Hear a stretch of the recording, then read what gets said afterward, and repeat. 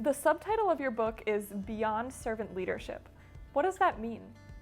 When the first servant leadership book was published decades ago, it was a pivotal shift in terms of how the idea of leadership was considered.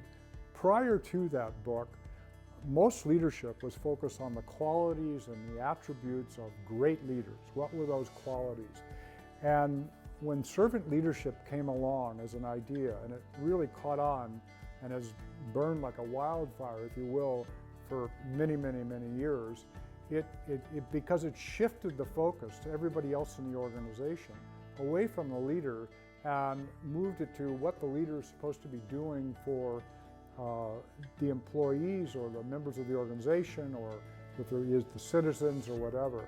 And so it was a very pivotal moment. And when we say beyond servant leadership, we're saying, well, let's see if there's another stage even beyond that. And what we find happening sometimes is you see this shift between, and you see it in the millions of books that are written on leadership. It either focuses on the leader, or it focuses on how you treat the employees or the people that are in the organization or in the group of team members, and it shifts from one to the other. And what we try to do, and we always say it's beyond servant leadership, is we embrace servant leadership, but it's like, how do you bring those two forces together in a way that allows the organization to achieve its maximum effectiveness, as well as self-actualizing, to use Maslow's term, or to energizing people at their highest performance level as well.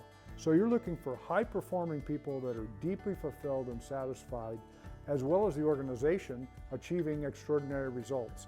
And we're trying to marry those two, and that's why we call it Beyond Servant Leadership, because it's not just about the leader, it's not just about the team members, it's about integrating those two in a way that allows them to achieve extraordinary outcomes. In very simple terms, the prior thought of it being about the leader or the me or the I part of the leadership equation, that's only part of it. Servant leadership is the people and the you. It's not about the you and the I, it's about the we together. And what can we do together? And it's, as Phil said also, not just about leader as servant to the people, but people as contributing, engaged members of the organization to achieve organizational mission, which in itself is extremely difficult in tough times.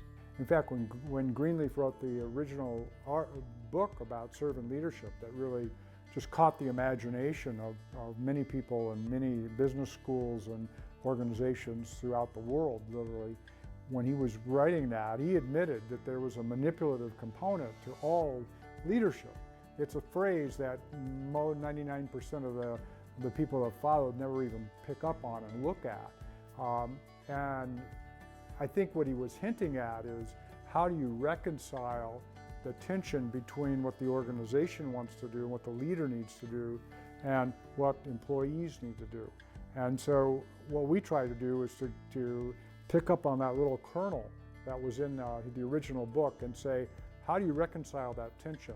And I think the difference between it's all about me as a leader or it's all about you, it's literally about how we achieve things, great things together. And I think too many of the books these days and too much leadership is either focused on the I or the you, but not on the we.